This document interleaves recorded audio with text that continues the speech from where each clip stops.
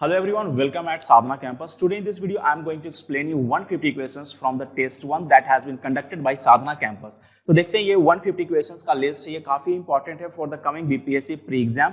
तो ये सारे 150 क्वेश्चंस को देखेंगे। बेसिक यहाँ पे मतलब है कि हम सभी का आंसर बताने वाले हैं और जो भी एक्स्ट्रा इन्फॉर्मेशन है वो मैं यहाँ पे आपको एक्सप्लेन करूंगा और या फिर मैं आपको बताऊंगा। तो देखते हैं यहाँ पे पहला क्वेश्चन जो है पूछा जा रहा है कि सिंधु घाटी सभ्यता के किस पुरातात्विक स्थल से 9 की आकृतियां मिली है। ठीक है, तो ये बीपीएससी ने ऑलरेडी प्रश्न पूछ चुका है। इसका आंसर है मोहनजोदड़ो एंड लोथल। देखिए यहाँ से जो और प्रश्न बन सकते हैं वो है कि लोथल पूछता है कि लोथल जो है वो कौन सी नदी के किनारे थी, तो वो आंसर होगा भोगवा रिवर। और मोहनजोदड़ो तो आपको पता ही है, दैट इज इंडस। ठीक है, इसी के नाम पे IVC that is Indus Valley Civilization नाम पड़ा।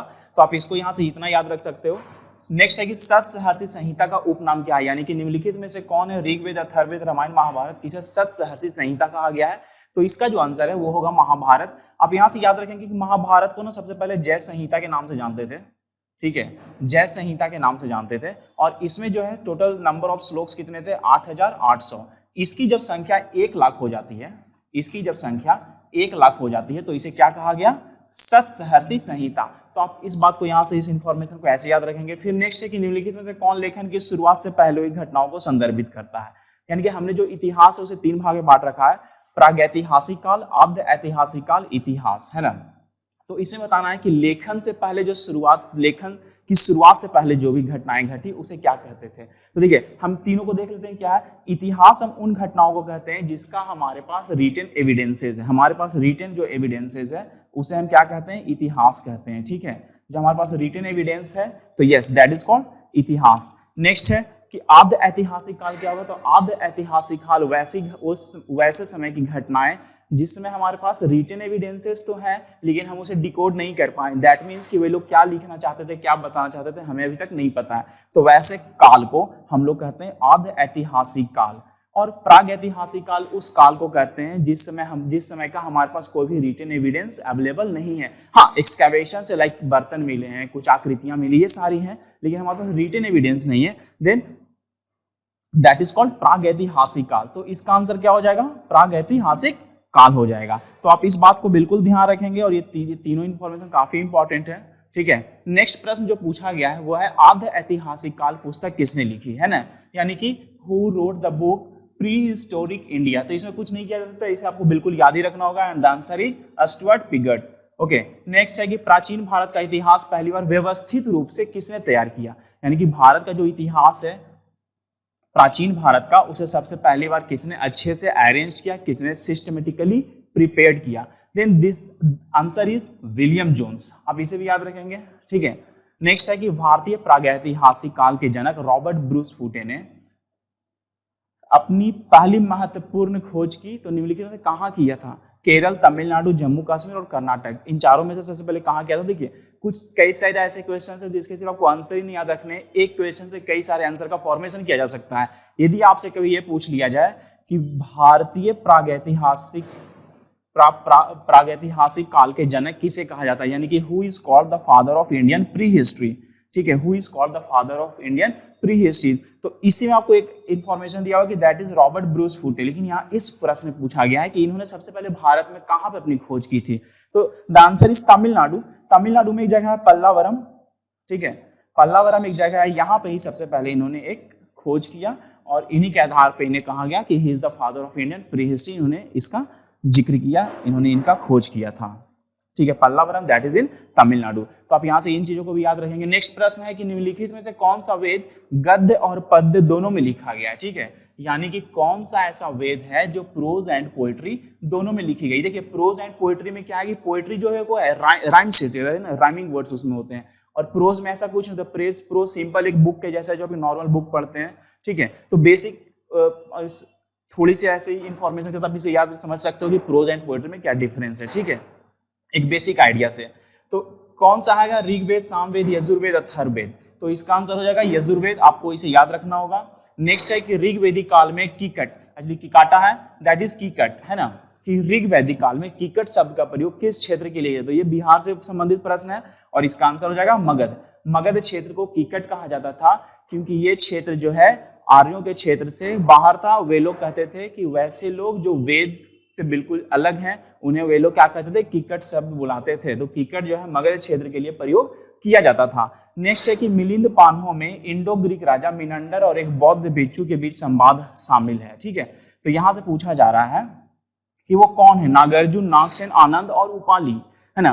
तो देखिए यहाँ भी आपको क्या रखना कि मिलिंद पान्हो एक पुस्तक है ना, जिसमें किसका जिक्र है, तो राजा मिनंडर का है और एक बौद्ध भिक्षु है, उनका नाम क्या है, तो ऑप्शन, तो इसका आंसर हो जाएगा नागसेन। ठीक है, तो नागसेन और ग्रीक के जो राजा, इंडो ग्रीक राजा है मिनंडर, उनके बीच में वार्तालाप है। और कहा भी जाता है कि इसके बाद जो है राजा मिनंडर काफी प्रभावित हुए थे और वो बुद्धिज्म को स्वीकार किए थे, बुद्धिज्म पे उनका झुकाव आया था। ठीक है, तो इन बातों को ऐसे यहाँ से याद रखा जा सकता है। नेक्स्ट है कि मिलिंद पान्हो मूलतः किस भाषा में लिखी गई। देखिए कई सारे ऐसे क्वेश्चन है जिसका मैं एक्स्ट्रा इन्फॉर्मेशन इसलिए नहीं दे पा रहा हूँ कि उस क्वेश्चन से रिलेटेड आगे कुछ क्वेश्चन आएंगे, तो वो सारी इन्फॉर्मेशन ऐसे कलेक्ट होते जाएगा, रिकलेक्ट हो जाएगा, आपके माइंड में सेट होते जाएगा। अभी हमने पढ़ा मिलिंद पान्हो के बारे में, मिनेंडर एंड नागसेन। यहाँ देखते हैं कि ये पुस्तक जो है किस भाषा में लिखी गई है। नेक्स्ट प्रश्न वही पूछा गया है, तो संस्कृत, ग्रीक, पाली और अर्धमगधी। तो आपको याद रखना होगा कि ये जो है पाली में लिखी गई है।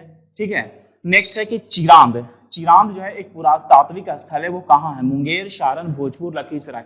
वंस अगेन ये बिहार स्पेसिफिक क्वेश्चन है और आपको इसे याद रखना होगा कि चिरांद जो है वो कहाँ है। चिरांद एक नियोलिथिक साइट है। ठीक है, चिरांद क्या है, एक नियोलिथिक साइट है और ये कहाँ है, तो ये सारण में है। कई बार ऐसे प्रश्न पूछे जाएंगे कि चिरांद जो है नियोलिथिक साइट वो किस नदी के किनारे है, तो ऐसे ही प्रश्न आएंगे। आई थिंक वो क्वेश्चंस आगे कहीं पे है, तो हम लोग उनको उसको वहां पे ही देखेंगे। ठीक है, फिलहाल हम लोग नेक्स्ट प्रश्न देखते हैं। नेक्स्ट है कि निम्नलिखित राजवंशों को कालानुक्रमिक क्रम में व्यवस्थित करें, यानी क्रोनोलॉजिकल ऑर्डर में ये जो निम्नलिखित डायनेस्टीज है इसे अरेंज करना है। ठीक है, कौन था वो, नंद डायनेस्टी, हरियंक डायनेस्टी और शिशुनाग डायनेस्टी। तो देखिए कई सारी चीजों को आप ट्रिक भी मैं बता सकता हूं, मैं ज्यादा ट्रिक पे नहीं जा रहा हूं क्योंकि बहुत काफी लंबी वीडियो हो जाएगी। तो फिलहाल कुछ जहां पे पॉसिबल है छोटी सी बातों पे तो मैं बता सकता हूं। इसका एक ट्रिक होता है हसीन। ठीक है, यदि आप हसीन या हसीना व्हाटएवर आप ऐसे याद रखोगे तो एटलीस्ट तीनों का आपको याद रहेगा। तो एच से हो गया हरियंक डायनेस्टी, एस, ठीक है, एस से हो गया शिशुनाग डायनेस्टी और न से हो गया नंद डायनेस्टी। तो इसी के रूप में पूछा गया है। इसके आगे भी है हसीन मासूका, भी आप याद रख सकते हो। ठीक है, हसीन मासूका, हसीन मासूका एक ट्रिक है, आप इससे जो है कुछ डायनेस्टीज का क्रोनोलॉजिकल ऑर्डर ऐसे आप याद रख सकते हैं। तो एच से हो गया, हा से क्या हो गया, हा से हरियंक हो गया, स से शिशुनाग और न से नंद डायनेस्टी। हसीन मासूका, मा से हो गया मौर्य, मौर्य के बाद कौन आया, तो सुंगा, सुंग के बाद कौन आया, तो कण्व डायनेस्टी, है ना। तो इस तरीके से ये ट्रिक है, आप इसको यहाँ पे ऐसे देख सकते हो। तो बेसिकली आपको पता ही चल गया होगा कौन इसका आंसर हो जाएगा। तो पहले हरियंक डायनेस्टी यानी कि दूसरा, फिर शिशुनाग डायनेस्टी और फिर दूसरा, तीसरा, पहला। तो कहाँ है, तो दूसरा, तीसरा, पहला, इसका आंसर सी हो जाएगा। तो इस तरीके से चीजों को आपको याद रखना है। नेक्स्ट देखते हैं कि नेक्स्ट क्या है। नेक्स्ट क्वेश्चन है कि महात्मा बुद्ध को किसके शासनकाल में महापरिनिर्वाण प्राप्त हुआ। ठीक है, महापरिनिर्वाण दैट मीन्स कि महात्मा बुद्ध की मृत्यु किसके शासनकाल में हुई थी। तो बिंबिसार, बृहद्रथ, अजातशत्रु और कालाशोक। तो इसका आंसर हो जाएगा अजातशत्रु। कब हुई थी, तो आप एक डेट याद रख सकते हो, 483 बीसी में। ठीक है, 483 बीसी में। इसी समय पहला बुद्धिस्ट काउंसिल भी हुआ था और कौन करवाया था, तो अजातशत्रु ने करवाया था। खैर ऐसे हम लोग इसका इन्फॉर्मेशन और आगे देखेंगे, क्वेश्चन इससे संबंधित है। नेक्स्ट है कि विदेह दैट इज मिथिला साम्राज्य का उल्लेख किया गया है, कहाँ किया गया है, किस ग्रंथ में, किस बुक में किया गया है। रामायण में किया गया है, महाभारत में किया गया है, राजतरंगिणी में क्या किया गया, या एक से अधिक, इनमें से एक से अधिक में।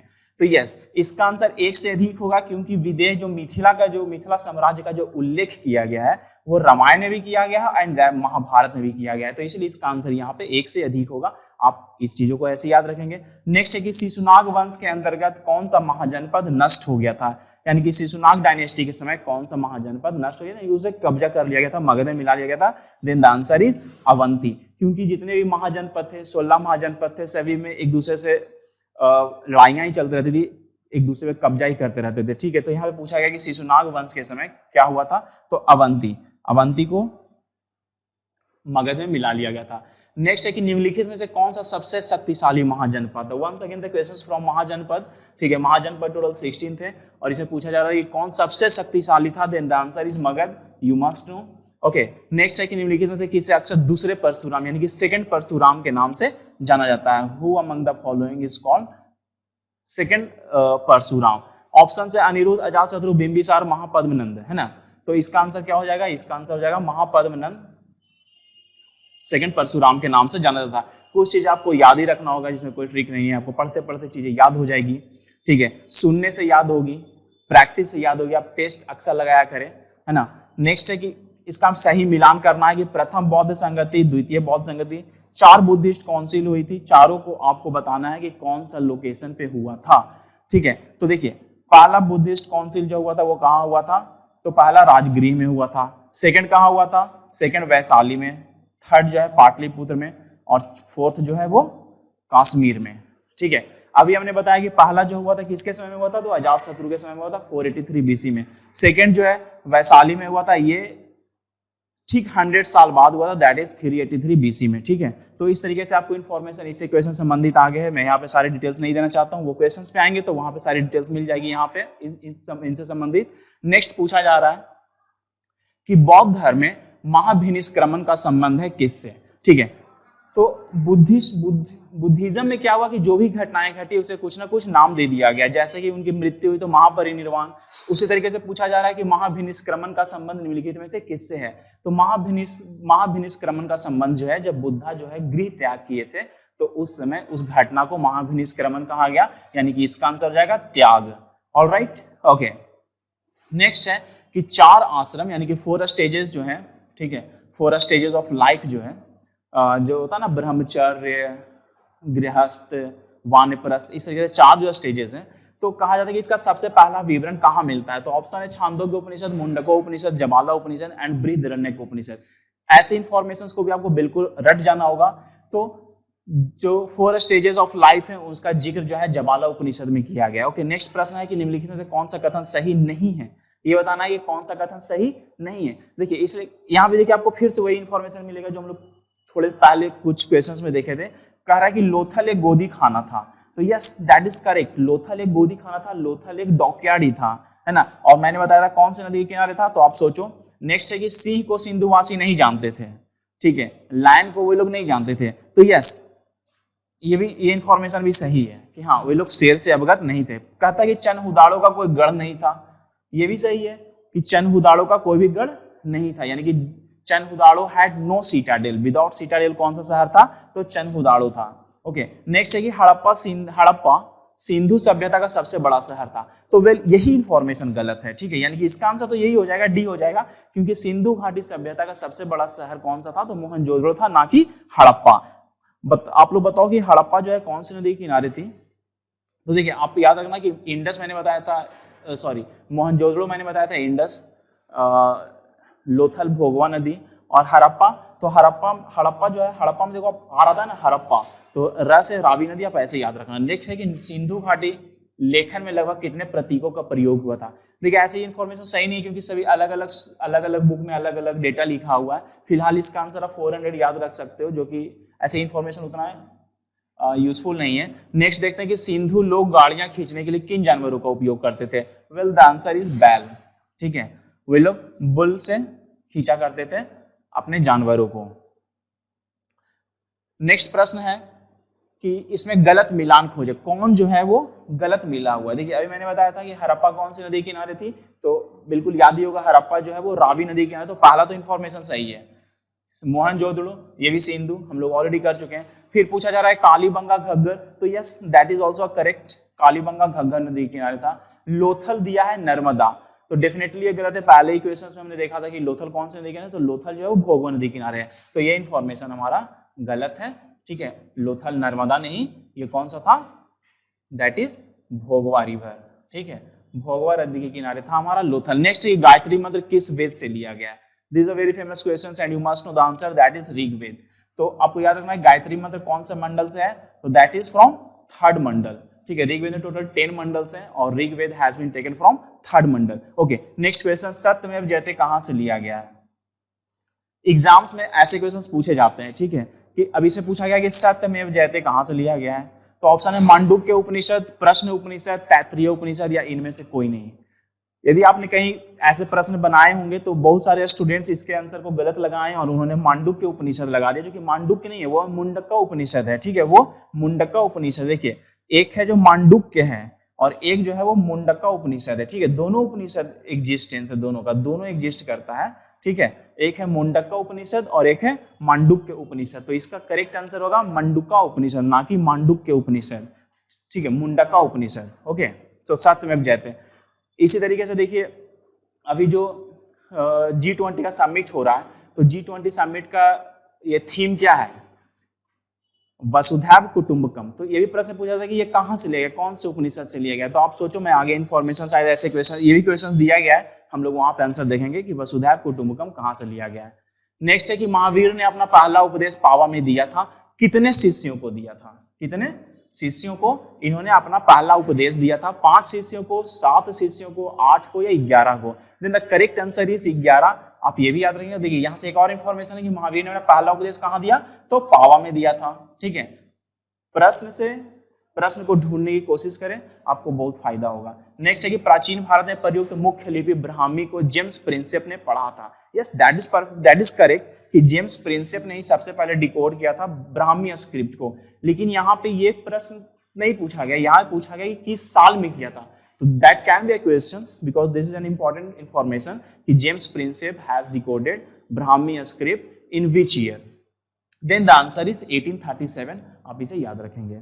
नेक्स्ट है कि एहोले शिलालेख यानी कि एहोल इंस्क्रिप्शन में किसके बारे में चर्चा की गई है, खारवेल, कृष्णदेवराय, हर्षवर्धन और पुलकेशिन द्वितीय, ठीक है। तो द आंसर इज पुलकेशिन द्वितीय। पुलकेशिन द्वितीय का जो जिक्र है वो एहोले इंस्क्रिप्शंस में है, तो आप इसे यहाँ से ध्यान रखेंगे। पुलकेशिन 2 कौन था, साउथ का था, और पुलकेशिन 2 के समय उत्तर भारत में कौन शासन कर रहा था, दैट इज हर्षवर्धन। कुछ इंफॉर्मेशंस को एक इंफॉर्मेशन दूसरे इंफॉर्मेशन से कोलैप्स करेंगे, रिलेट करेंगे, आप उन चीजों को देखते जाएंगे, समझते जाएंगे, ठीक है। नेक्स्ट है कि एक प्रसिद्ध चीनी तीर्थयात्री वेनसांग किसके शासनकाल में आया था, वेनसांग किसके शासनकाल में आया था। 2 चीनी यात्री के बारे में अक्सर पूछा गया है, वेनसांग एंड फाहियान, ठीक है। तो वेनसांग जो आया था वो आया था हर्षवर्धन के समय। देखिए वेनसांग एच से शुरू होता है ना, तो एच से हर्षवर्धन, आप ऐसे याद रखना। फिर आया था एक फाहियान, फाहियान किसके समय में आया था, तो फाहियान चंद्रगुप्त के समय में आया था, ठीक है, चंद्रगुप्त द्वितीय के समय में आया था। एनीवे यहाँ से एक प्रश्न, एक इंफॉर्मेशन देता हूँ। अभी मैंने बताया कि पुलकेशिन 2 साउथ में था, हर्षवर्धन नॉर्थ में था, और ये जो वेनसांग आए थे ना, ये जो है पुलकेशिन 2 के दरबार में गया था। यदि कभी ऐसा क्वेश्चन बना और आपसे पूछ दिया जाए कि निम्नलिखित में से वेनसांग किसके दरबार में आए थे और ऑप्शन में हर्षवर्धन ना हो और उसके जगह पे पुलकेशिन द्वितीय हो, तो आप लोग उसका भी आंसर लगा सकते हो, दैट, ठीक है, that would be the correct answer. Next है कि थ्योरी ऑफ प्लुरैलिटी और मल्टी साइडेडनेस किससे बिलोंग करता है ना, यानी कि बहुपक्षता का सिद्धांत किस धर्म से है, तो दैट इज फ्रॉम जैन धर्म, ठीक है। जैन धर्म कहता है कि कोई भी सत्य जो अल्टीमेट ट्रूथ है उसके कई सारे फैक्ट्स हो सकते हैं, किसी एक चीज पे वो बेस्ड नहीं हो सकता है, that is called the theory of multi sidedness. Okay, next है कि फाहियान एक चीनी तीर्थयात्री किसके शासन काल में आया था। देखिए अभी मैंने यहाँ भी बताया, नेक्स्ट प्रश्न यहाँ पे उसी से संबंधित है, तो आंसर इज चंद्रगुप्त द्वितीय, क्योंकि मैंने अभी जस्ट आपको बताया था। फाहियान, वेनसांग, आप इसको ऐसे याद रखेंगे। नेक्स्ट प्रश्न पूछा जा रहा है 33rd नंबर का कि वी.एस. स्मिथ ने निम्नलिखित में से किसे भारत का नेपोलियन कहा था, ठीक है। तो देखिए यहाँ से भी 2 प्रश्न आपको याद रखेंगे कि who is called the Napoleon of India, the answer is Samudragupta, ठीक है। समुद्रगुप्त को नेपोलियन ऑफ इंडिया कहा गया था, ठीक है। यहाँ से आप ये भी याद रखना है आपको कि किसने कहा था, वी.एस. स्मिथ ने कहा था इसे Napoleon of India. Okay, the next है कि द्वितीय अशोक के नाम से किसे जाना जाता है, सेकंड अशोक किसे कहते हैं, सेकंड अशोक के नाम से कौन जाना जाता है, बृहद्रथ, दशरथ, कनिष्क, काल अशोक। तो सेकंड अशोक के नाम से कनिष्क जाना जाता है। नेक्स्ट है कि गलत मिलान खोजे, कौन सा गलत है। अब इसमें देखिए बुद्धिस्ट काउंसिल और जैन काउंसिल जो हुआ, दोनों से प्रश्न है इसमें मिले हुए और लोकेशन बताना है। तो पहला कहता है कि प्रथम जैन काउंसिल कहाँ हुआ था, तो फर्स्ट जैन काउंसिल कहाँ हुआ था, then the answer is Pataliputra, that is correct. Next है कि प्रथम बुद्धिस्ट काउंसिल कहाँ हुआ था, तो अभी हमने पढ़ा कि प्रथम बुद्धिस्ट काउंसिल कहाँ हुआ था, यहाँ लिखा हुआ है पाटलिपुत्र, लेकिन पाटलिपुत्र में नहीं, ये कहाँ हुआ था, तो ये राजगीर में हुआ था। तो ये हमारा गलत इंफॉर्मेशन है, ऐसे आंसर हमारा यही हो जाएगा, ठीक है, क्योंकि हमने पूछा है गलत मिलान खोजने के लिए। अभी यहाँ से देखिए और भी इंफॉर्मेशन देख सकते हो कि बेसिकली 4 बुद्धिस्ट काउंसिल हुए और 2 जैन काउंसिल हुए। तो पहला जैन काउंसिल पाटलिपुत्र में होता, दूसरा जैन काउंसिल वल्लभी में हुआ था, तो ये भी आप याद रख सकते हो। सेकंड तो हम लोग वैशाली पहले क्वेश्चंस में देख ही चुके हैं। नेक्स्ट प्रश्न की ओर चलते हैं। नेक्स्ट क्वेश्चन है कि ऋग्वेद में किस जैन तीर्थंकरों का नाम आता है, तो देखिए जैन तीर्थंकर टोटल 24 जैन तीर्थंकर थे। पूछ रहा है कि ऋग्वेद में किनका किनका नाम आता है, तो यहाँ से दो लोगों का नाम आता है, एक ऋषभ देव का और एक अरिष्ट नेमि का। ठीक है, ऋषभ देव और अरिष्ट नेमि दोनों का नाम आता है। ऋषभ देव पहले जैन तीर्थंकर थे और अरिष्ट नेमि कौन से, आप खोज के देखना। ठीक है, 24 में कौन थे, तो महावीरा, उनके पहले पार्ट सुना तो उनके पहले थे अरिष्ट नेमि। ठीक है, ओके दे, तो यहाँ से हमारा होगा कि ऋग्वेद में कौन जैन तीर्थंकर का नाम आता है, that is Rishabh Dev and Arishtanemi. ठीक है, इस इंफॉर्मेशन को आप याद रखेंगे। और ऋषभ देव के बेटा का नाम क्या था वो आप सोचना, उन्हीं के नाम से कहीं पे साउथ इंडिया में श्रवण बेलगोला में वहां पे उनकी प्रतिमा है, आप उसका आंसर खोजना, ये क्योंकि ये इंपॉर्टेंट इंफॉर्मेशन है ऋषभ देव से रिलेटेड। ओके, नेक्स्ट है कि सैंड्रोकोटस की पहचान चंद्रगुप्त मौर्य के रूप में किसने की थी, है ना, यानी कि who identified the name Sandrocottus as Chandragupta Maurya. Option है विलियम जोन्स, वीएल ओहार, Alexander Cunningham, Lord Curzon. Then the answer is William Jones. Okay, remember it. Next है कि निम्नलिखित में से किसने अद्वैतवाद का सिद्धांत को प्रतिपादित किया था। देखिए ऐसे कई सारे अद्वैतवाद है, द्वैतवाद है, विशिष्ट द्वैतवाद है, इससे और भी क्वेश्चंस आगे दिए हुए हैं। तो फिलहाल हम लोग देखते हैं कि अद्वैतवाद का सिद्धांत किसने दिया था, तो आंसर इज शंकराचार्य। शंकराचार्य ने अद्वैतवाद का सिद्धांत को प्रतिपादित किए थे शंकराचार्य ने। ओके, नेक्स्ट है कि बीजक। बीजक एक टेक्स्ट है और ये किसने लिखा था, तो बीजक के काफी फेमस टेक्स्ट है। ठीक है, और ये जो लिखे थे वो किनका था, तो ये कबीर का था। कबीर ने बीजक नाम का एक टेक्स्ट लिखा था, आप इसे याद रखना। नेक्स्ट है कि शेरशाह सूरी का मकबरा किसके द्वारा डिजाइन किया गया। देखिए इस टेक्स्ट में आपको शेरशाह से संबंधित कई सारे क्वेश्चंस मिलेंगे और शेरशाह काफी इंपॉर्टेंट है बीपीएससी को लेकर। तो देखते हैं कुछ इन्फॉर्मेशंस को देखते जाते हैं कि पहला पूछ रहा है कि शेरशाह सूरी का मकबरा किसने डिजाइन किया था। ये कहाँ है शेरशाह, तो बिहार में सासाराम में, है ना। इसका मकबरा को किसने डिजाइन किया था, फरीद खान, इस्लाम शाह, अलीवाल खान और सरफराज शाह। तो इसका आंसर है अलीवाल खान। फरीद खान तो खुद शेरशाह सूरी का ही नाम था और इस्लाम शाह उसका बेटा का नाम था। ओके, नेक्स्ट है कि किस युद्ध के बाद शेरशाह दिल्ली का शासक बना, ये इंपॉर्टेंट क्वेश्चन है।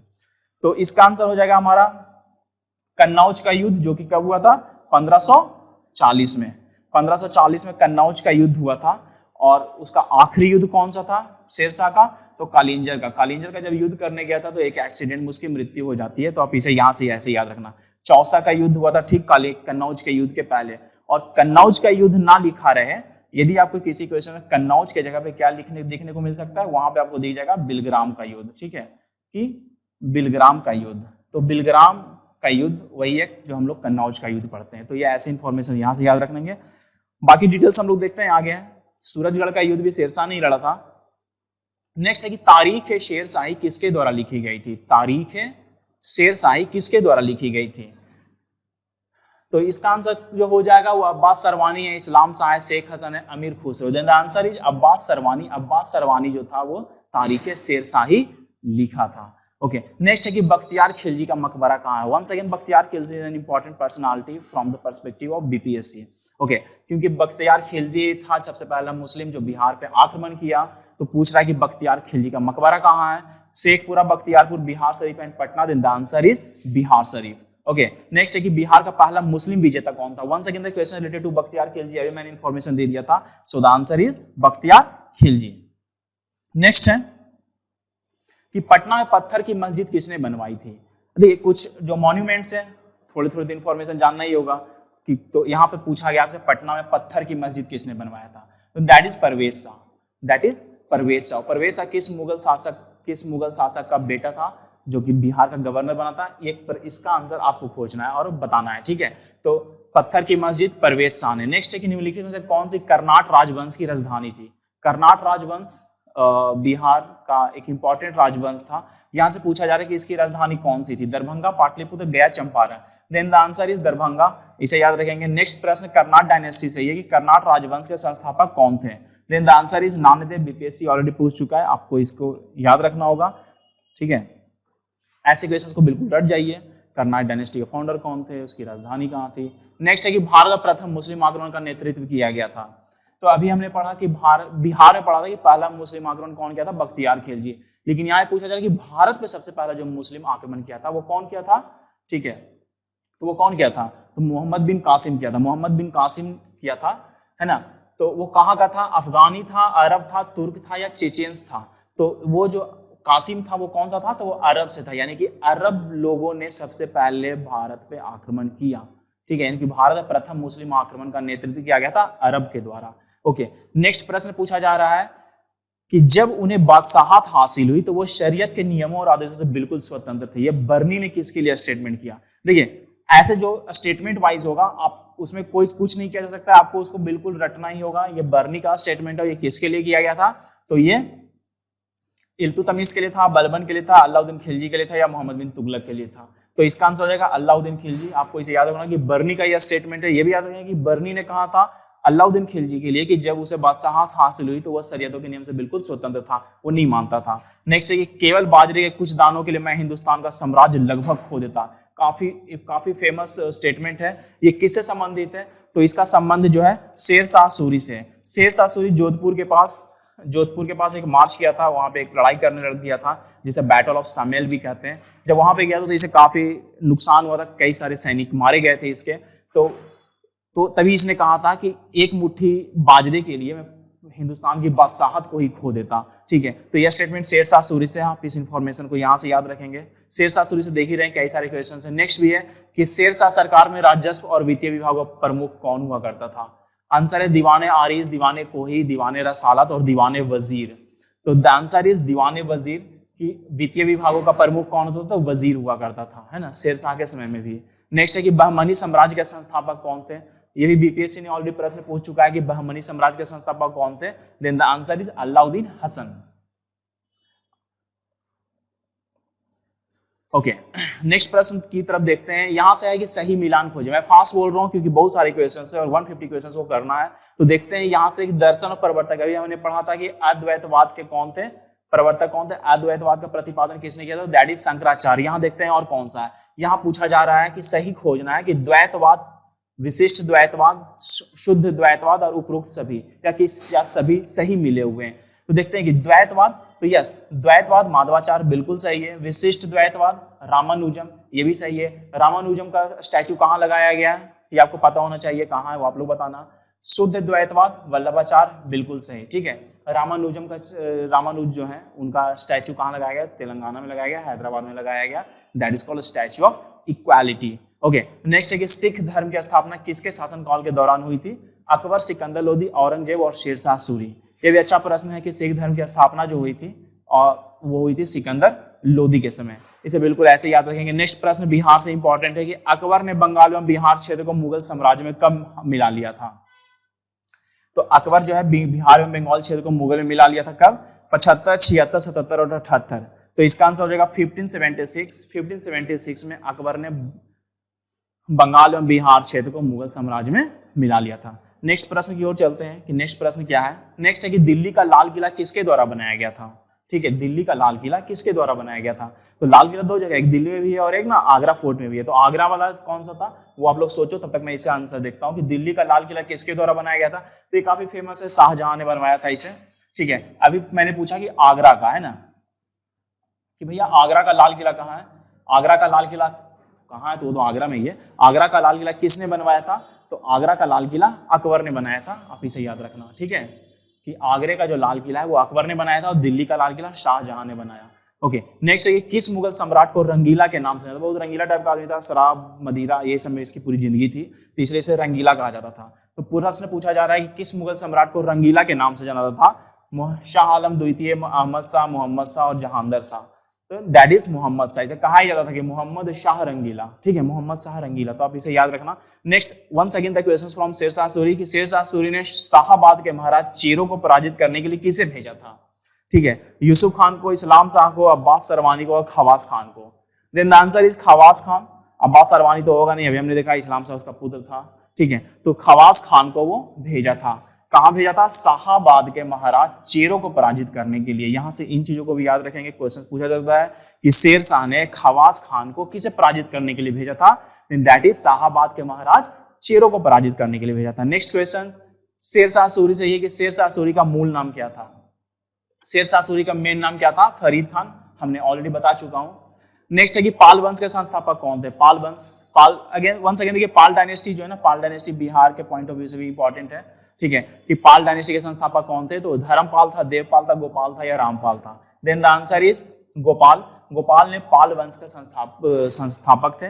ठीक है, स्थापना किए थे इन्होंने, ठीक है, पाल वंश को। नेक्स्ट है कि पाल साम्राज्य किसके शासनकाल में अपने चरम पर था, यानी कि जेनिथ पे था, है ना, यानी कि Pal empire was at it peak during the rule of which of the following, Dharmapal, Devpal, Gopal और Mahendrapal. Then the answer is Devpal. Devpal के समय, याद रखना है कि देवपाल के समय, ना ही तो वो धर्मपाल था ना ही गोपाल था, देवपाल के समय पाल साम्राज्य जो है अपने सबसे चरम बिंदु पे था। ओके, नेक्स्ट प्रश्न है कि किस पाल शासक ने नालंदा में एक विहार की देखभाल के लिए जावा के शासक को 5 गांव दान में दिए थे। जावा यानी कि इंडोनेशिया, उस वहां के एक शासक था, उसको 5 गांव दे दिया था कि ठीक है, यहाँ का रेवेन्यू जितना भी आएगा ना, आप उससे इस विहार की देखरेख करना। तो वो कौन था? अनंतपाल था, महेंद्रपाल था, देवपाल था और धर्मपाल था। The answer is Devpal. Devpal ही वो व्यक्ति था, और अभी हमने पढ़ा कि देवपाल ही जो था, देवपाल के समय पाल डायनेस्टी अपने चरम बिंदु पे था, ठीक है, अपने पिक पे था। नेक्स्ट है कि निम्नलिखित में से किसने भारत के उत्तरी भाग विशेषकर कन्नौज पर नियंत्रण के लिए त्रिपक्षीय संघर्ष में भाग नहीं लिया था? देखिए, ये त्रिपक्षीय संघर्ष जो है हिस्ट्री का एक इंपॉर्टेंट इवेंट घटा था। आपको इसे याद रखना है कि त्रिपक्षीय तो 3 ही लोग थे। 3 कौन कौन थे? तो राष्ट्रकूट थे, पाल थे, पलास लिखा हुआ है, दैट इज पाल, ठीक है, नॉट पलास, दैट इज पाल, पाल लोग थे, और गुर्जर प्रतिहार थे, यही तीनों थे। तो उनका आंसर हो जाएगा सोलंकी। सोलंकी नहीं थे इसमें। यहां से एक चीज आप याद रख सकते हो कि जो त्रिपक्षीय संघर्ष था, तो इसमें विजय किसने हासिल किया? तो विजय हासिल हुई थी गुर्जर प्रतिहार की, ठीक है, गुर्जर प्रतिहार इसमें विजय हुए थे। नेक्स्ट है कि मिथिला का स्वर्ण युग किसके शासनकाल को कहा जाता है? मौर्य शासन को, पाल शासन को, कर्नाटक शासन को, या कण्व रूल को? ठीक है, यहाँ पे देखिए, मौर्य, पाल, कर्नाट या फिर कण्व। कर्नाटक ले दिया गया, दैट इज कर्नाट डायनेस्टी, ठीक है। किस समय में हुआ था? Then the answer is Karnat dynasty. अभी हमने पढ़ा था मिथिला के बारे में, कर्नाट डायनेस्टी के बारे में, ठीक है। ओके, नेक्स्ट प्रश्न है कि बिहार में तुर्क शासन स्थापित करने का श्रेय किसे प्राप्त है? बिहार में तुर्क शासन स्थापित करने का श्रेय किसे प्राप्त है? तो दैट इज बख्तियार खिलजी। बख्तियार खिलजी बिहार से जब भी आएगा तो बख्तियार खिलजी। बख्तियार खिलजी कौन था? टर्किश था। और अभी हमने पढ़ा भारत में जो आक्रमण किया था वो कौन था? भारत में जो आक्रमण किया वो अरब था पहला, ठीक है, मोहम्मद बिन कासिम। नेक्स्ट है कि शेर शाह सूरी का अंतिम अभियान कौन सा था? इसका भी मैंने पहले जिक्र कर रखा हूं किसी क्वेश्चंस के दौरान कि शेर शाह सूरी का अंतिम अभियान कौन था, जिसमें क्या हुआ कि वो एक इंसिडेंट में मारा जाता है, एक घटना घटती जिसमें वो मारा जाता है, दैट इज कालिंजर। वो कहा जाता है कि एक बारूद गया, दीवार से टकराया और वो वापस आया और वहीं ब्लास्ट हो गया जहां पे शेर शाह सूरी खड़ा था, जिससे उसकी मृत्यु हो जाती है। एनीवे, नेक्स्ट क्वेश्चन है कि मुगल शासक फर्रुखसियार ने अपना राज्याभिषेक समारोह आयोजित किया था, कहाँ किया था? तो याद रखना है कि फर्रुखसियार ने अपना राज्याभिषेक कहाँ किया था? Then the answer is Patna में। ये अपना राज्याभिषेक कहाँ करवाया था? पटना में। नेक्स्ट है कि मुर्शिद कुली खान ने बिहार को एक स्वतंत्र राज्य घोषित किया था, कब? है ना, कब घोषित किया था? 1700 में किया था, 1704 में किया था, 1706 में किया था, या 1708 में किया था, ठीक है। तो ये आपको बताना है कि ये कब किया था, है ना। तो ये जो है आपको इन्फॉर्मेशन इस तरीके से, जैसे आपने पूछा कि अकबर ने कब मिला लिया था, है ना, यहाँ से है कि मुर्शिद कुली खान ने बिहार को एक स्वतंत्र राज्य कब घोषित किया था? 1700 में किया था, 1704 में किया था, 1706 या 1708? देन द आंसर इज 1704, यानी कि 1704 में इसने बिहार को एक स्वतंत्र राज्य घोषित कर दिया था। नेक्स्ट है, फिर से क्वेश्चन है शेर शाह सूरी से संबंधित कि शेर शाह सूरी द्वारा चलाए गए सोने के सिक्के को क्या कहा जाता था? तो इस जो शेर शाह सूरी ने सोने का सिक्के चलाया था ना, उसे अशरफी कहते हैं, आप इसे याद रखना।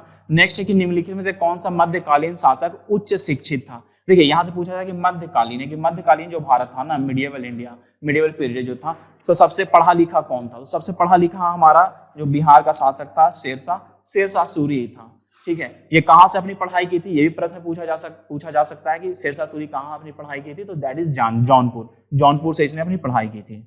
नेक्स्ट प्रश्न देखते हैं। तो शेर शाह सूरी से काफी सारे क्वेश्चंस दिए हुए हैं, आप सारे क्वेश्चंस को कलेक्ट कर लेना, और ताकि वो काफी इंपॉर्टेंट। नेक्स्ट प्रश्न भी लगभग आप देखें तो शेर शाह से संबंधित है। यहाँ पूछा जाए कि हुमायूं द्वारा लड़े गए निम्नलिखित 4 युद्धों को क्रोनोलॉजिकल ऑर्डर में अरेंज करें, तो कौन सा होगा? तो इसका आंसर हो जाएगा ऐसे, डी है। कौन सा था? देवरा, चौसा, कन्नौज और सरहिंद, ठीक है। ये सारी लड़ाइयां जो है हुमायूं लड़ा। नेक्स्ट है कि मसनवी का नाम जो बाबर द्वारा मुस्लिम कानूनों का संग्रह था, उसे क्या कहते हैं? देखिए, बाबर जो था ना, वो 2 चीजें ऐसे लिखा करता था, एक का नाम तो मुबैन था और एक का नाम दीवान था। मुबैन पर्सियन में था और दीवान तुर्की भाषा में था। लेकिन यहाँ पूछ रहा है कि मुस्लिम कानूनों का संग्रह, तो मुस्लिम कानूनों का संग्रह जो था वो था मुबैन कहलाता था। आप इसे यहाँ से ऐसे याद रखना। नेक्स्ट प्रश्न पूछा जा रहा है कि हल्दी घाटी के युद्ध में महाराणा प्रताप की सेना का सेनापति कौन था? ठीक है, इसमें पूछा जा रहा है कि हल्दी घाटी का युद्ध में महाराणा प्रताप की सेना का सेनापति कि हल्दी घाटी का युद्ध कब हुआ था, तो हल्दी घाटी का युद्ध जो है वो कब हुआ था, तो ये हुआ था 1576 में, ठीक है। उसमें कौन था, अकबर था, तो अकबर के तरफ से कौन आया था और महाराणा प्रताप की सेना का सेनापति कौन गया था, तो इस इंफॉर्मेशन को आपको याद रखना। तो महाराणा प्रताप की सेना का जो सेनापति था वो था हकीम खान और जो अकबर भेजा था वो था मान सिंह, तो आप इसे भी ऐसे याद रखना। नेक्स्ट प्रश्न वही पूछा गया कि हल्दी घाटी का युद्ध कब लड़ा गया था, तो आंसर तो यहाँ पे लिख दिया मैंने 1576, दैट इज 1576। नेक्स्ट क्वेश्चन है कि निम्नलिखित में किस मुगल सम्राट ने शैक्षिक सुधारों की शुरुआत की, कौन सा वो मुगल शासक था जिसने सॉरी एजुकेशनल रिफॉर्म को इनिशिएट किया, यानी कि शुरुआत किया। बाबर, हुमायूं, अकबर, जहांगीर, इसमें जो था ना बंदा खुद पढ़ा लिखा नहीं था, दैट इज अकबर। अकबर पढ़ा लिखा नहीं था लेकिन उसने शैक्षिक सुधारों का प्रयास किया था, शुरुआत उसी ने किया था, ठीक है। ऐसे इन्फॉर्मेशन को आप यहां से याद रखेंगे। नेक्स्ट क्वेश्चन है कौन सा मुगल बादशाह जफर शीर्षक से शायरी लिखता था, वेरी नाइस क्वेश्चंस, ठीक है। और यदि आप मुगल शासक को अच्छे से जानते हैं तो आप इसका आंसर ऐसे ही बता दोगे, कुछ याद करने की जरूरत नहीं है। आप यदि उसका नाम पढ़े हो, थोड़ी सी भी ध्यान देकर किताबें पढ़ी हो, क्लासेस की हो, तो आपको ये आंसर मिल जाएगा। जहांगीर, हुमायूं, बहादुर शाह द्वितीय और फर्रुखसिया, तो देखिए बहादुर शाह द्वितीय को बहादुर शाह जफर कहा गया था, ठीक है। इसलिए ये जो है जो शायरी लिखता था ना, जफर के नाम से शायरी लिखता था। नेक्स्ट है कि जहांगीर महल कहाँ है, जहांगीरी महल कहाँ है, तो जहांगीरी महल कहाँ है, तो जहांगीरी पैलेस जो है वो आगरा में है। कहाँ है, आगरा में। किसने बनवाया था, तो अकबर ने बनवाया था, अकबर ने बनाया था जहांगीरी महल, इसे आप याद रखेंगे। नेक्स्ट है कि निम्नलिखित में से किस यात्री ने वर्णन किया कि मुगल सम्राटों के पीने के लिए गंगा जल तांबे के बड़े बड़े बर्तनों में आते थे, है ना, ये किसने कहा था। देन द वेल आंसर मैं बता देता हूं, दैट इज एडवर्ड टेरी। जितने भी मुगल बादशाह हुए ना, तो वे लोग जो पानी पीते थे ना, वे लोग पीते थे गंगा वाटर पीते थे। जब वो नॉर्थ में रहते थे तो हरिद्वार से पानी आता था, बाकी जगह रहते थे आगरा उगरा में कहीं भी या फिर और किसी जगह पे जाते तो पाटलिपुत्रा से ही पानी जाता था, और उसके लिए बिल्कुल अलग सेपरेट डिपार्टमेंट था, सेपरेट लोग थे, ठीक है। तांबे के बर्तन जो होते थे वो बिल्कुल सील्ड पैक होकर दरबार में जाता था उनके लिए, है ना। जो भी मुगल बादशाह हुआ करते थे, मुगल सम्राट हुआ करते थे उनके लिए। तो याद रखना है कि मुगल सम्राट लोग जो थे वो लोग पानी पीते थे गंगा वाटर। तो गंगा वाटर के इंपॉर्टेंस को आप लोग समझ सकते हो कि वे लोग भी समझते थे, मुगल्स भी समझते थे। नेक्स्ट है कि विलियम हॉकिंस किसके दरबार में था, that is very famous questions, कई बार एग्जाम से पूछे जा चुके हैं। The answer is Jahangir. Next है कि किसने कहा था कि मुगल राज की प्रकृति संबंधी, किसने कहा कि मुगल भारत में राज्य की अनोखी विशेषता यह थी कि न केवल शोषक वर्गों की सुरक्षात्मक शाखा के रूप में कार्य करता था, बल्कि यह स्वयं शोषण का प्रमुख साधन था। यानी कि वो प्रोटेक्शन भी देता था और खुद भी उसका शोषण होता था। वो ये ऐसी बात किसने कही, तो इरफान हबीब ने, ठीक है। इसका आंसर हो जाएगा इरफान हबीब ने। इरफान हबीब ने ऐसी बातें कही अपनी पुस्तक में, आप इसे याद रखोगे। नेक्स्ट प्रश्न है, ठीक है, तो नेक्स्ट क्वेश्चन कौन सा हम लोग देखते हैं कि 81 प्रश्न क्या कहता है कि भारत में मुगल शासन के बारे में नीचे दिया गया कौन सा कथन असत्य है। ऐसे चीजों को भी आपको बिल्कुल याद रखना होगा, क्योंकि ये कई सारे बुक्स से जो भी राइटर लिखे, कई बड़े बड़े राइटर्स लिखे, तो उनसे ऐसे चीजों को निकाला गया या फिर वैसे जो उनके साम्राज्य में क्या था। तो देखते हैं पहला क्वेश्चन कहता है किसान समुदाय एक एकजुट और समरूप समूह थे, ठीक है। तो सबसे पहले यहाँ पर देखते हैं यही असत्य है, ठीक है, आंसर तो यही होगा। लेकिन बाकी देखते हैं वहां अन्न प्रचुर मात्रा में था, तो यस ये बिल्कुल सही है। नेक्स्ट है कि राज्य ने उन फसलों को प्रोत्साहित किया जो अधिक राजस्व लाती थी। सभी तो यही करते थे, जितने भी महाराजा या जितने भी डायनेस्टी कोई भी आया, ब्रिटिश आया, सबको यही काम करता था। नेक्स्ट है कि अधिकांश क्षेत्रों में एक वर्ष में 2 फैसले होती थी। बिल्कुल भारत में तो अक्सर ऐसा ही है कि एक साल में 2 फसलें पैदा होती है। तो बाकी सारे इंफॉर्मेशन सही है। यहाँ पे किसान समुदाय एकजुट नहीं था, ऐसे इसका आंसर देखा जाए तो किसान समुदाय लगभग तीन ग्रुप में बटे हुए थे, ठीक है। उसको हम लोग बाद में देखेंगे, उसकी यहाँ पे जरूरत नहीं है। नेक्स्ट कह रहा है कि ब्रिटिश जेलरों ने बहादुर शाह जफर को म्यांमार में एक गुप्त स्थान पर दफनाया और उस स्थान को सादा बना दिया, ताकि प्लेन कर दिया उसको ना, पूरा परत मिला दिया ताकि कोई उसकी कब्र को पहचान न सके। लेकिन अंततः उसकी कब्र पाई ही गई, खोज ही लिया गया। तो वो कहाँ था, देखिए बहादुर शाह जफर जो 1857 की क्रांति के बाद जो है ये म्यांमार चला गया, वहां मर गया, उसको जो है एक गुप्त रूप से एक जगह दफना दिया गया ताकि उसको कोई खोज ना सके। तो कब ऐसा खोजा गया था, 1990 में, 1991 में, 1992 में या 1993 में, ठीक है। तो इसका जो आंसर है वो हो जाएगा 1992 की 1992 में ऐसा किया गया था, ठीक है। सॉरी इसका ये अब ना ये याद रखना कि 1991 में, ये 1992 ने, ये 1991 में इसकी खोज की गई थी। ओके, नेक्स्ट प्रश्न की ओर हम लोग देखते हैं कि नेक्स्ट कौन सा है। नेक्स्ट है कि मुगल प्रशासन में मदद ए मास क्या था। मुगल काल में मदद ए मास क्या था। तो मगर मदद मास क्या था, तो नाम ये कि मदद मास क्या था, तो ये जो है ना कि विद्वानों को दी गई राजस्व मुक्त भूमि थी, ठीक है। जो विद्वान लोग थे उनको ऐसे ही दे देता है, रेवेन्यू फ्री लैंड दे दिया जाता था, दैट इज मदद मास, मदद कर दिया था। मुगल काल में नस्क क्या था, कुछ ऐसे टर्म कई बार एग्जाम से पूछे जाते हैं। तो नस्क क्या था, तो आप इसे याद रखना कि भू राजस्व निर्धारित करने की एक तरीका था, ठीक है, यानी कि a method of determining land revenue था ये, ठीक है। तो इसे कुछ विशेष नहीं याद रखना है, बस आपको याद रखना, कोई पूछेगा नस्क क्या था, तो that is related to land revenue. Next प्रश्न है कि 15 अप्रैल 1663 को रात में शिवाजी ने उनके किले पे सफलतापूर्वक हमला किया, उनका अंगूठा काट लिया, तो वह व्यक्ति कौन था? जय सिंह था, गंगा भट्ट था, शाइस्ता खान था या अफजल खान था? Answer is Shaista Khan. शाइस्ता खान से उनकी लड़ाई चलती थी शिवाजी की, ठीक है, चल रही थी, और उन्होंने ऐसा किया, रात को गए, उनका अंगूठा काट लिया। नेक्स्ट है किस मुगल शासक ने शिवाजी को राजा की उपाधि प्रदान की? ये भी एक अच्छा प्रश्न है, आपको इसका आंसर जानना चाहिए। शिवाजी को राजा की उपाधि कौन दिया था? तो औरंगजेब ने दिया था, ठीक है। औरंगजेब ने शिवाजी को राजा की उपाधि, राजा से एक व्यक्ति और इंपॉर्टेंट है जिससे प्रश्न पूछा था कि राजा राम मोहन राय को राजा की उपाधि कौन दिया था? ये आप सोचना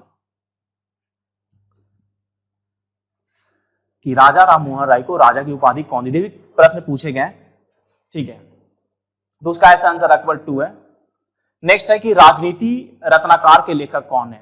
then the answer is Chandeshwar. ऐसे क्वेश्चंस को बिल्कुल ऐसे याद रखना है, ठीक है, कि राजनीति रत्नाकर कौन लिखे? तो चंदेश्वर। नेक्स्ट है उद्वंत प्रकाश के लेखक कौन है? अगेन लेखक से है, तो आंसर इज मौली कवि। कुछ इसमें नहीं करना है, बस देखते जाना है कि राजनीति रत्नाकर, चंदेश्वर, उद्वंत प्रकाश, मौली कवि। नेक्स्ट है कि सूफी संत मखदूम या मनेरी की कब्र कहाँ है? ठीक है, तो मनेर एक जगह है, कहाँ है? तो पटना में। तो आंसर ऐसे ही हो गया पटना। इसे भी कुछ आपको विशेष नहीं याद रखना था, यदि आपको थोड़ी सी जानकारी है मनेर पटना के बारे में तो आप बना दोगे। नेक्स्ट है कि मुगल काल में बिहार आने वाला पहला विदेशी यात्री कौन था? देखिए यहाँ पे पूछा रहा है कि पहला विदेशी यात्री कौन था, ये नहीं पूछा रहा कि पहला अंग्रेज कौन था, ठीक है। तो दैट इज मुल्ला तकिया। ये कहां से आया था? तो ईरान से आया था। नेक्स्ट प्रश्न की ओर देखते हैं कि नेक्स्ट प्रश्न कौन सा था।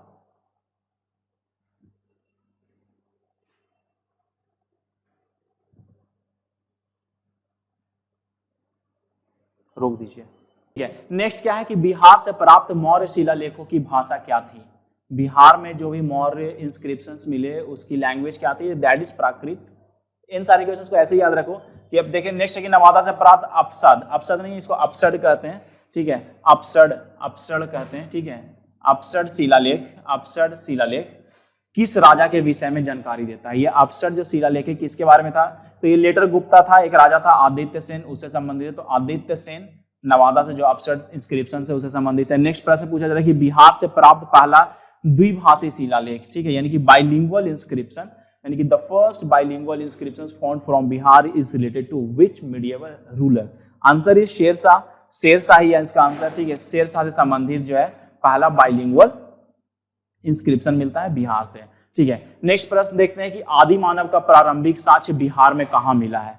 ये प्रश्न अच्छा है, इसको आपको याद रखना होगा कि आदि मानव का प्रारंभिक साक्ष्य कहां से मिला है।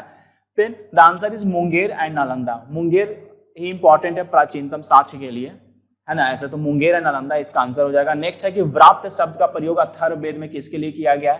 काफी फेमस है, व्रात्य शब्द का प्रयोग भी जो है वो कहां किसके लिए किया गया? तो मगध के लिए गया है। तो आंसर इज मगध। अंग महाजनपद कहां स्थित है? 16 महाजनपद था, जिसमें 3 महाजनपद बिहार में था, आप सोचना उसमें से एक था अंग महाजनपद। अंग महाजनपद कहाँ है? तो अंग महाजनपद लिख रहा है कि भागलपुर, मुंगेर, वैशाली या एक से अधिक, ठीक है। तो अंग महाजनपद का जो रीजन था ना वो मुंगेर में भी था और भागलपुर में भी था, यानी कि भागलपुर और मुंगेर इसका दोनों आंसर हो जाएगा, तो इसलिए इसका आंसर हो जाएगा एक से अधिक। ऑलराइट, तो ऐसे चीजों को बिल्कुल याद रखें, मिस ना करें। ये सब बेसिक इंफॉर्मेशन से बिहार से संबंधित कि व्रात्य शब्द किसके लिए है, किकट शब्द किसके लिए है, ठीक है। नेक्स्ट प्रश्न है कि बिहार का भौगोलिक वर्णन सबसे पहले कहाँ मिलता है?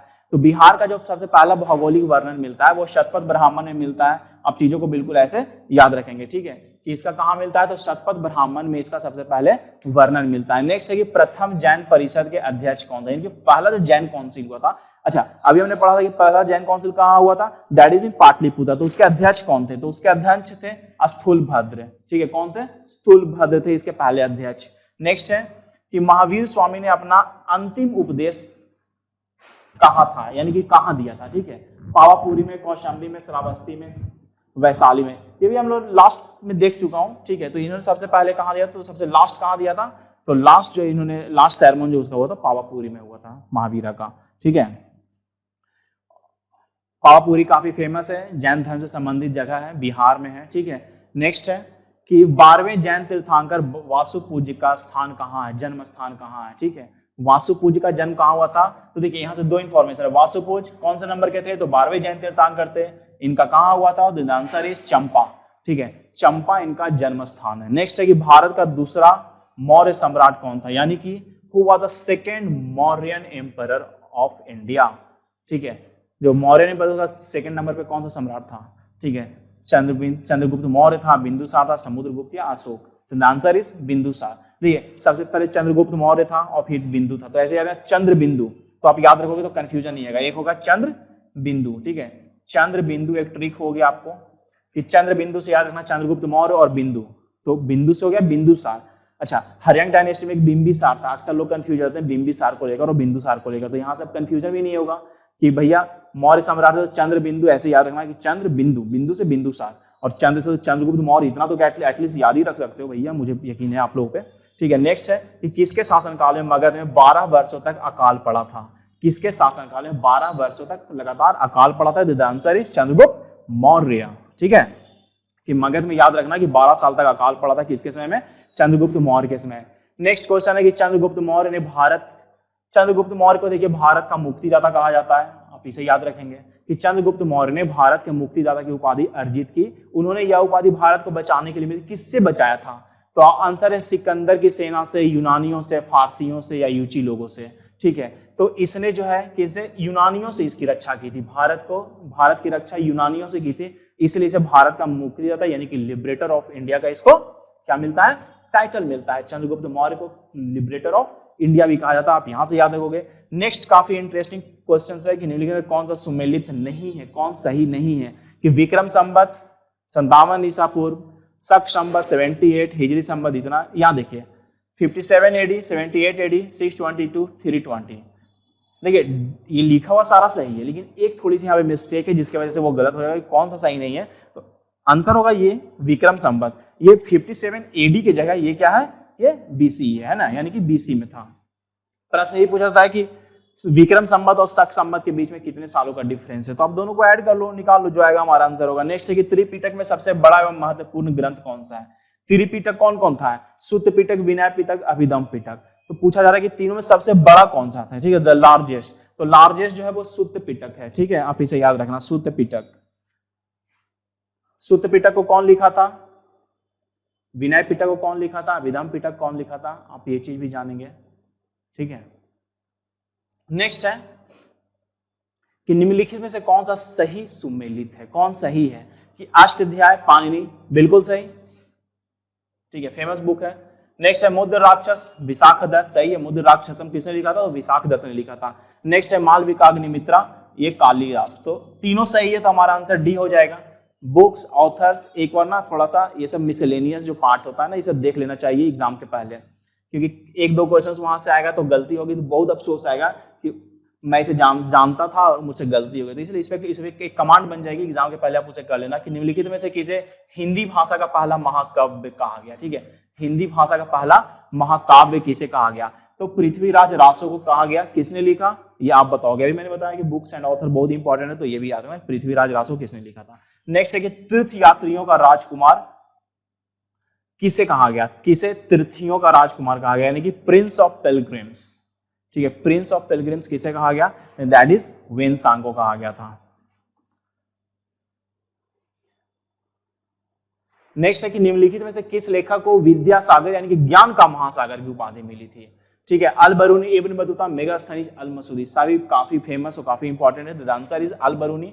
याद रखना कि अल बरूनी को क्या कहा गया था, Vidyasagar, that is ocean of knowledge, Al Biruni को कहा गया था। नेक्स्ट है कि निम्नलिखित में से कौन सा एकमात्र अशोककालीन शिलालेख है जिसमें बोस्टोफोडोन, ठीक है, बोस्टोफोडोन स्क्रिप्ट का उपयोग किया गया, मास्की, भाबरू, येरागुडी या गुर्जर, आंसर इज मास्की। क्या होता है बोस्टोफोडोन, बोस्टोफोडोन जो होता है ना, कि पहले हम ये क्या होता है, बोस्टोफोडोन क्या होता है, लिपि जो स्क्रिप्ट है ये क्या होता है कि हम पहले यहाँ से ऐसे लिखना शुरू करते हैं, ठीक है, चीजों को ऐसे लिखते हैं, पहला लाइन, फिर सेकंड लाइन जो शुरू करते हैं वो यहीं से शुरू करते हैं, ठीक है, फिर तीसरा लाइन यहाँ से यानी कि अल्टरनेटिव, एक बार हम लोग राइट से शुरू करेंगे, सेकेंड लाइन लेफ्ट से, फिर राइट से, फिर लेफ्ट से।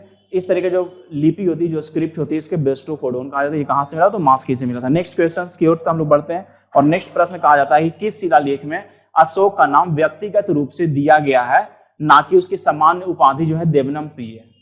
ठीक है, देवनम प्रिय के नाम से नहीं, उसका नाम अशोक है। ये काफी इंपॉर्टेंट है और आप इसे याद रखेंगे कि अशोक का नाम कहाँ मिलता है? तो मास्की में मिलता है। ठीक है, अशोक का नाम मास्की में मिलता है, ये याद रखना है। नेक्स्ट है कि मंदसौर पाषाण स्तंभ शिलालेख है ना, यानी कि Mandsaur stone pillar inscription related है। किससे रिलेटेड है?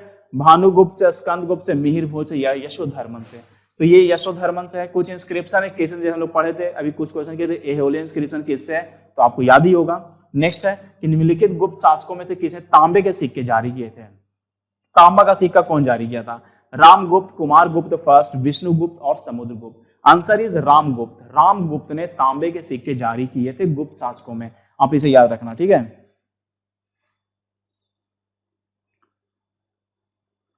नेक्स्ट प्रश्न कहा जा रहा है कि गड्ढे में निवास के पुरातात्विक साक्ष्य कहां से मिलते हैं? ठीक है, यानी कि archaeological evidence of pit dwelling. Pit dwelling कहां से मिलता है? बुर्ज होम से, सरायखोला से, गुफ कराल से या सभी से।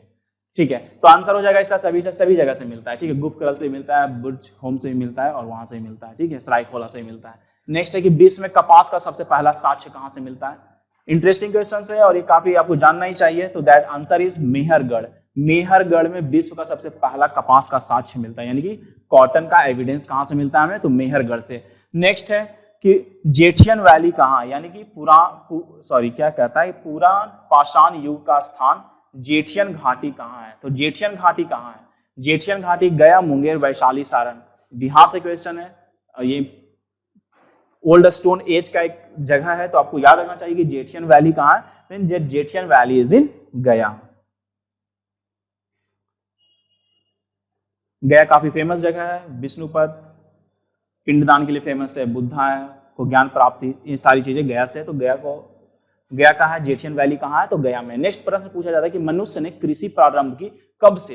Humans started agriculture stone age से, पैलियोलिथिक से, नियोलिथिक से और मेसोलिथिक से।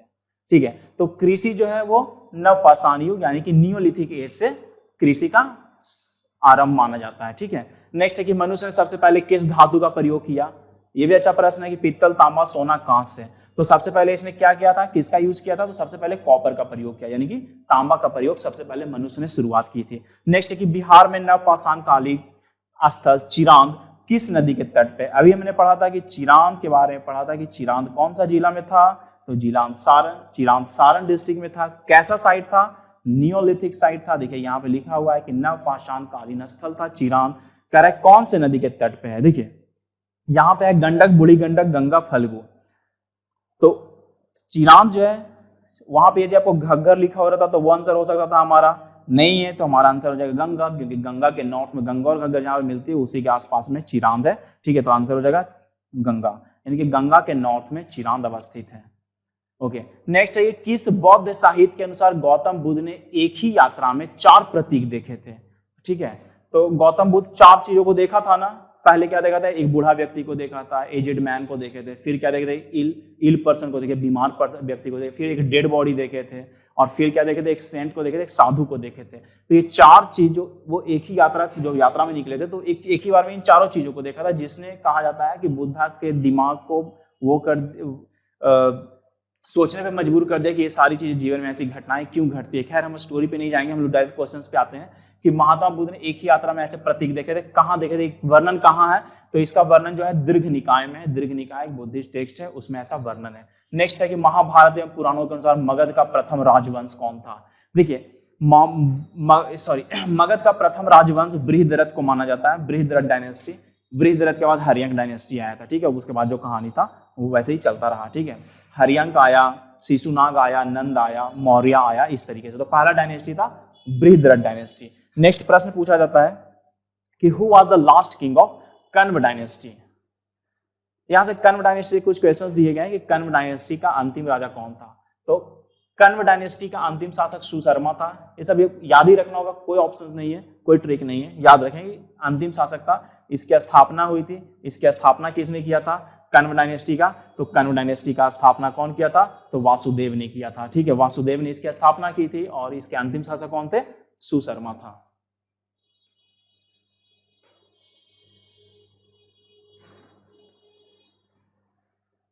ठीक है, नेक्स्ट है कि पुष्यमित्र शुंग के बाद मगध का शासक कौन बना? पुष्यमित्र शुंग के बाद मगध का शासक कौन बना? तो देखिए पुष्प जो शुंग डायनेस्टी था, पुष्यमित्र शुंग के बाद कौन बना था? तो अग्निमित्र बना था। और अग्निमित्र से एक बुक लिखी गई है मालविका अग्निमित्रा। किसने लिखा? अभी हमने चर्चा किया है, आपके दिमाग में वो चीज आंसर आनी चाहिए। मालविका अग्निमित्रा के लेखक हैं कालिदास। नेक्स्ट क्वेश्चन है, शुंग वंश के बाद किस वंश ने मगध का शासन संभाला? ट्रिक मैंने बताया था हसीन मासुका, आप उससे बना सकते हो। तो शुंग वंश के बाद कौन आया था? तो कण्व डायनेस्टी। ठीक है, मासुका Shunga dynasty, Kanva dynasty, Kanva dynasty जो आंसर। नेक्स्ट है कि पुष्यमित्र शुंग ने सफलतापूर्वक किसके आक्रमण को विफल कर दिया था? यवन के, हुन के या चीनी के, या इनमें से कोई नहीं? तो नहीं था, पुष्यमित्र शुंग जो है ये भी इंपॉर्टेंट पर्सनालिटी था। ये किसके आक्रमण को क्या कर दिया था? विफल कर दिया था। तो दैट इज यवंश। यवंश लोग ने आक्रमण किया था, उसमें पुष्यमित्र शुंग था, फाइट किया, यवन को हरा दिया, यवन को भागना पड़ा। नेक्स्ट है कि प्लिनी के अनुसार चंद्रगुप्त मौर्य की सेना में पैदल सैनिकों की संख्या कितनी थी? थोड़ा सा ये सब स्टैटिक टाइप क्वेश्चन से आप इसे याद रखोगे। तो इसमें कितनी सेना थी? तो 6 लाख सेना थी। प्लिनी के अनुसार 6 लाख सेना थी किसमें? चंद्रगुप्त मौर्य के समय। कौन था? पैदल सैनिकों की संख्या पूछा जा रहा है। ठीक है, पैदल सैनिकों की संख्या। नेक्स्ट है कि इंडिका के वास्तविक लेखक कौन थे? ठीक है, आपने पढ़ा होगा कि इंडिका के लेखक कौन है? मेगास्थनीज। लेकिन यहाँ पूछा कि वास्तविक लेखक कौन थे? तो भैया वास्तविक लेखक भी मेगास्थनीज ही थे। ठीक है, तो वास्तविक लेखक भी मेगास्थनीज ही थे, कोई दूसरे नहीं थे। नेक्स्ट है कि महाभाष्य के रचयिता पतंजलि किसके समकालीन थे? पतंजलि, महाभाष्य के लेखक पतंजलि काफी इंपॉर्टेंट। अभी जो पतंजलि बाबा रामदेव का उसकी बात नहीं की जा रही है, ये पतंजलि राजकवि थे। किसके समय थे? कवि थे। तो किसके समय थे? चंद्रगुप्त मौर्य, अशोक, पुष्यमित्र शुंग या चंद्रगुप्त प्रथम। ठीक है, तो ये पुष्यमित्र शुंग के समय पतंजलि थे, ये याद रखना होगा। ओके, सातवाहनों को पुराणों में किस नाम से पढ़ाना जाता है? ये सातवाहन जो लोग थे उनको पुराण में कौन सा नाम से जाना गया है? तो उन्हें आंध्रास कहा गया है, यानी कि आंध्र से उनको संबोधित किया गया है पुराणों में। देखिए ये बीपीएससी ने प्रश्न पहले पूछ चुका है। Periplus of the Erythraean Sea किसने लिखा? ठीक है, यानी कि who wrote Periplus of the Erythraean Sea के लेखक कौन है? प्लिनी, स्ट्रैबो, टॉलमी या इनमें से कोई नहीं? ठीक है, तो इनमें से कोई नहीं। इसको किसने लिखा कोई नहीं जानता है, बस एक नाविक था, अननोन नाविक है, उसका नाम किसी को नहीं पता है। ठीक है, तो पेरिप्लस ऑफ द एरिथ्रियन सी किसी को नहीं पता ये किसने लिखा। ठीक है, अज्ञात व्यक्ति है। तो किस सातवाहन शासक के पास एकराट ब्राह्मण की उपाधि थी? ठीक है, एकराट ब्राह्मण का उपाधि किसने धारण किया था? तो ये गौतमीपुत्र सतकर्णी को कहा जाता था एकराट ब्राह्मण। ठीक है, नेक्स्ट है कि विदिशा के निकट बेसनगर में गरुड़ ध्वज स्तंभ का निर्माण किसने कराया था? ये जो सारे दिया हुआ है ना कि स्तंभ, पिलर, इंस्क्रिप्शन, ये सब काफी फेमस है और ये पर्पस है क्योंकि ये सेट 1 है, साधना कैंपस का सेट 1 है। इसे बेसिक सबसे पहले ये प्रयास किया गया है कि जितने भी स्टूडेंट्स हैं, एस्पिरेंट्स हैं, उन्हें बेसिक इंफॉर्मेशन से अवगत कराया जाए कि उन्हें एटलीस्ट ये पता हो कि बेसिक चीजें क्या है एंशिएंट एंड मिडिएवल से। ठीक है, तो पूछा जा रहा है कि विदिशा के निकट बेसनगर में गरुड़ ध्वज स्तंभ का निर्माण किसने कराया था, है ना? तो ऑप्शन है हमारे पास अपोलोडोटस, मेनेंडर, हेलियोडोरस और रुद्रदमन। तो आंसर इज हेलियोडोरस। ठीक है, इसका आंसर कौन सा हो जाएगा? हेलियोडोरस हो जाएगा। देखिए कि विदिशा के निकट बेसनगर में गरुड़ स्तंभ का निर्माण कौन कराया था? तो हेलियोडोरस इसका आंसर है, आप इसे याद रखेंगे। नेक्स्ट प्रश्न है कि निम्नलिखित में से किसने सबसे पहले बड़े पैमाने पर सोने के सिक्के जारी किए थे? सबसे पहले सोना का सिक्का सबसे ज्यादा कौन जारी किया था? मेनेंडर, विम कैटफिशस, कनिष्क और पुष्यमित्र शुंग। ठीक है, तो सबसे पहली बार किसने किया था? तो सबसे पहली बार जो था वो किया था, कौन किया था? तो कैटफिशस ने किया था। ठीक है, कैटफिशस ने सबसे पहली बार इसको जारी किया था। ठीक है, नेक्स्ट प्रश्न है कि अश्वघोष किसके समकालीन थे? अश्वघोष किसके समकालीन थे? ठीक है, अश्वघोष किसके समकालीन थे? तो अश्वघोष पूछ रहा है कि हर्षवर्धन, अशोक, स्कंदगुप्त और कनिष्क। तो अश्वघोष किसके समय में थे? तो अश्वघोष कनिष्क के समय थे। यदि चारों बुद्धिस्ट काउंसिल पढ़ेंगे तो 4th बुद्धिस्ट काउंसिल कनिष्क के समय में हुआ था और तो उस समय अश्वघोष थे। नेक्स्ट है कि बख्तियार खिलजी के आक्रमण के समय कर्नाट वंश पर कौन शासन कर रहा था? ये देखिए अगेन इंपॉर्टेंट क्वेश्चन है कि बख्तियार खिलजी से फिर से क्वेश्चन एक आता है कि जब बख्तियार खिलजी बिहार पे आक्रमण करता है, कौन सा था, ये तुर्क था, याद रखना है, ठीक है, ये तुर्क था। बख्तियार खिलजी जब ये आक्रमण करता है तो बिहार में उसमें कर्नाट डायनेस्टी था, उसमें शासन कौन कर रहा था, then answer is Narsingh Dev. Narsingh Dev के समय बख्तियार खिलजी जो है बिहार पे आक्रमण किया था। नेक्स्ट प्रश्न है कि बिहार में बख्तियार खिलजी की पहली महत्वपूर्ण विजय कौन सी थी, तो जब वो आक्रमण किया सबसे पहले वो उसकी महत्वपूर्ण विजय कौन सी थी, तो दैट इज बिहार शरीफ, ठीक है, बिहार शरीफ पे ही सबसे पहले वो विजय प्राप्त किया था। नेक्स्ट है कि तुगलक शासक के दौरान बिहार की राजधानी कौन सी थी, बिहार शरीफ थी, भागलपुर थी, पटना थी या दरभंगा थी, यानी कि तुगलक के समय, ठीक है, तुगलक के समय बिहार की राजधानी कौन सी थी, बिहार शरीफ थी, भागलपुर थी, पटना थी या दरभंगा थी, तो इसका जो आंसर हो जाएगा वो कौन सा हो जाएगा, बिहार शरीफ। नेक्स्ट है कि बिहार पर शासन करने वाला पहला आदिवासी राजवंश कौन सा था, इसे भी याद रखेंगे सबसे पहला। जहां भी ऐसे ही क्वेश्चंस मिले ना कि पहला कौन सा था, आखिरी कौन सा था, तो थोड़े से इन चीजों पे थोड़ा ध्यान देने का है, ठीक है। तो यहाँ पूछा कि सबसे पहला आदिवासी राजवंश कौन था, चेरो था, पाल था, कर्नाट था या खारवार था, देन आंसर इज खारवार। खारवार डायनेस्टी जो था वो सबसे कौन था, और ये खारवार नहीं, इसका आंसर क्या हो जाएगा, एक मिनट सॉरी, चेरो राजवंश जो था वो सबसे पहला आदिवासी राजवंश था, ठीक है। बिहार पे शासन करने वाला पहला आदिवासी राजवंश चेरो राजवंश था। नेक्स्ट है कि संगम साहित्य में किस सम्राट का उल्लेख नहीं है, देखिए ये प्रश्न इंपॉर्टेंट है। संगम लिटरेचर जो हुआ था तो उसमें किसके बारे में चर्चा नहीं था, तो ऑप्शन है चेर, चोल, पल्लव या इनमें से कोई नहीं। देखिए यहाँ पे पल्लव नहीं था, पल्लव की जगह कौन थे, यहाँ पे थे पांडवास, ठीक है, पांड्यास, है ना, तो ये ऐसे याद रखना है। नेक्स्ट है कि शिल्पाधिकरम के लेखक कौन थे, इलांगो, परनार, करिकाल, सीतालाई, सतनार। शिल्पाधिकारम के लेखक थे इलांगो अडिगल। और उसी जगह से एक था मणिमेगलई, तो मणिमेगलई के लेखक कौन थे वो आप बताओ, तो मणिमेगलई के लेखक थे सीतालाई सतनार। ये दोनों बुक इंपॉर्टेंट है साउथ का, संगम के समय में शिल्पाधिकारम एंड मणिमेगलई, ठीक है, तो शिल्पाधिकारम के हैं इलांगो अडिगल। नेक्स्ट है कि प्राचीन भारत में संगम क्या था, जो संगम हुआ था ना ये क्या था, तो तमिल कवियों का एक समुदाय था। हम लोग यहाँ पे देख ही रहे कि संगम लिटरेचर पहले क्वेश्चन में चर्चा की जा चुकी है, तो ये क्या था, ये एक तमिल कवियों का एक समुदाय था। आप यहाँ से इन चीजों को ऐसे याद रखें। नेक्स्ट है कबूलियत और पट्टा का संबंध किससे था, कबूलियत और पट्टा का संबंध किससे था, राजस्व से था, यानी कि रेवेन्यू सेटलमेंट से था, कॉमर्शियल पॉलिसी से था, मिलिट्री एडमिनिस्ट्रेशन था, या फिर इनमें से सभी से था, या एक से अधिक से था। तो कबूलियत और पट्टा जो था ना वो बेसिकली किससे था, तो वो लैंड रेवेन्यू से, यानी कि राजस्व से संबंधित था ये, ठीक है। नेक्स्ट प्रश्न की ओर देखते हैं। नेक्स्ट प्रश्न पूछता है कि किस मध्यकालीन भारतीय शासक ने पट्टा एवं काबूलियत, अभी जो पढ़ा वो कौन लाया था, तो काबूलियत एंड पट्टा आपको यहाँ से याद रखना होगा, ये जो है ये शेरशाह सूरी ने ही लाया था। नेक्स्ट है कि निम्नलिखित में कौन सा सही सुमेलित है, अब इसमें बताना है कौन सा सही है।